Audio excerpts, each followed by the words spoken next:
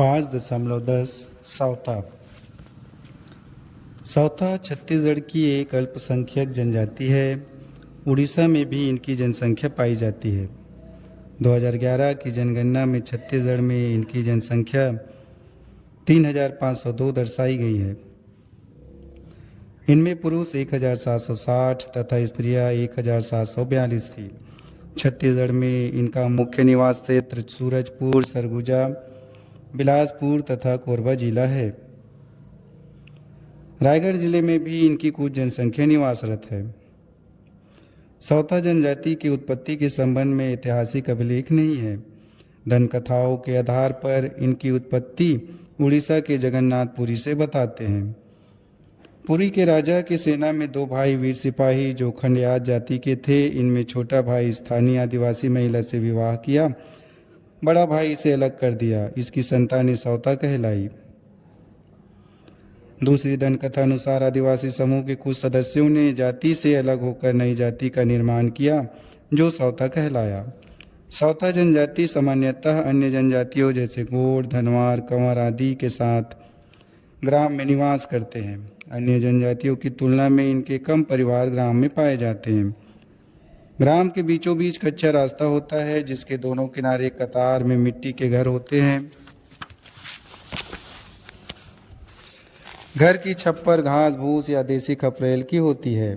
घर की दीवार पर पीली या सफ़ेद मिट्टी से पुताई की जाती है। फर्श मिट्टी का बना होता है। घर में सामान्यतः 2 कमरे पाए जाते हैं। कमरों के आगे पर्ची होती है। मुख्य कमरे में देव स्थान होता है। अनाज रखने की कोठी भी पाई जाती है।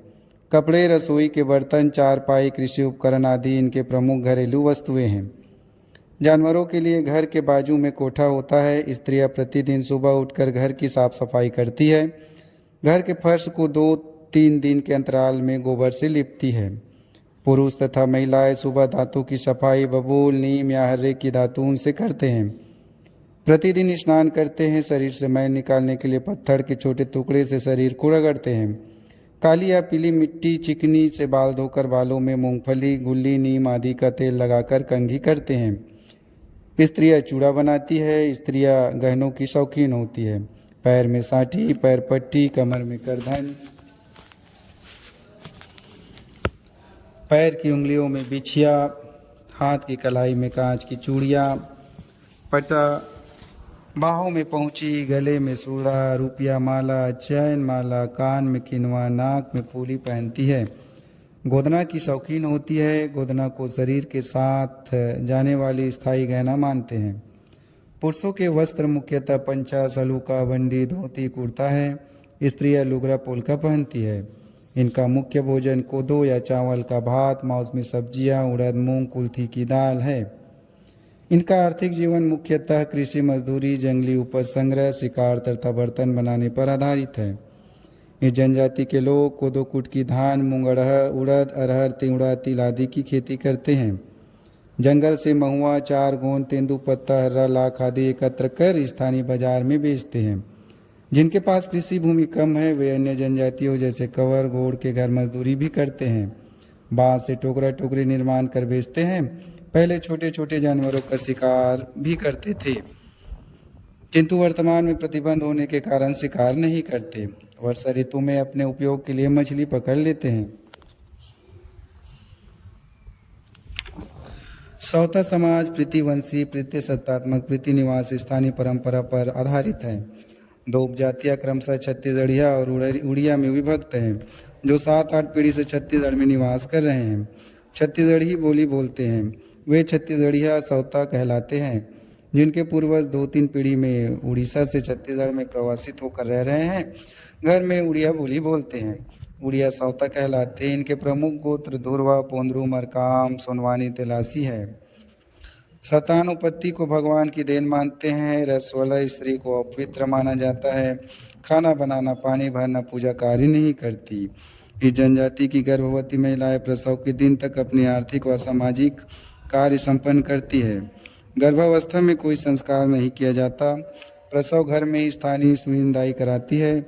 बच्चे के नाल सुईनदाई काटती है तथा घर में ही गाड़ते हैं। प्रसूता को कुल्थी, छिंद की जड़, सड़ई की साल, ईठी, मोठी, गोंद, सौंठ तथा गुड़ से निर्मित काढ़ा पिलाते हैं। रिश्तेदारों को भोजन कराते हैं। विवाह उन उम्रों में 12-18 वर्ष तथा लड़कियों में 10-16 वर्ष पाई जाती है। विवाह का प्रस्ताव वर पक्ष की ओर से होता है। विवाह में अनाज, दाल, गुड़, तेल तथा कुछ रकम सुख भरना के रूप में वर के पिता वधु के पिता को देता है। विवाह मुख्यतः 4 चरणों में क्रमशः मंगनी, फलदान, विवाह गानों में पूरा किया जाता है। वधु को लुगरा पोलका दिया जाता है। विवाह में फेरा लगाने की रस्म सौता जाति के मुखिया पूर्ण कराता है। फेरा लगाने के बाद विवाह रस्म पूर्ण मानी जाती है। इसके अतिरिक्त इनमें विनिमय एवं सेवा विवाह पाया जाता है। सपलायन, घुसपैठ को भी सामाजिक पंचायत में कुछ जुर्माना लेकर मान्यता दी जाती है। मृत्यु होने पर मृतक को दफनाते हैं। कुछ संपन्न व प्रतिष्ठित व्यक्ति को जलाते हैं। घर की स्वच्छता कर 10वें दिन पूर्वजों की पूजा कर रिश्तेदारों को भोज देते हैं। दूसरे वर्ष से प्रतिपक्ष में मृतक के मृत्यु तिथि को पानी तर्पण कर दाल, भात, बड़ा उनके नाम से रखते हैं। सौता जनजाति में अपनी परंपरा जाति पंचायत होती है। जाति पंचायत का प्रमुख घोटिया कहलाता है। इनका पद वंशानुगत होता है। जाति पंचायत का प्रमुख कार्य जाति के देवी देवताओं की पूजा व्यवस्था करना, जाति में विवाह, छूटा आदि विवादों का निपटारा है। जाति के सदस्यों का जाति या अन्य जाति में अनैतिक संबंध रोकना, अन्य जाति में विवाह तथा झगड़ा आदि का निपटारा है। सौता जनजाति के युवक युवतियाँ कर्मा पूजा के अवसर पर कर्मा नृत्य, विवाह में बिहाव नाच, युवतियाँ दिवाली में पड़की नृत्य तथा युवक होली में रहस नाचते हैं। इनके लोकगीतों में बिहाव गीत, कर्मा गीत, सुहा गीत आदि है। नृत्य के समय ढोल, मादर, मंजीरा आदि बजाते हैं। 2011 की जनगणना में इनकी साक्षरता 33% दर्शित है। पुरुषों में साक्षरता 40.4% तथा स्त्रियों में साक्षरता 22.5% थी।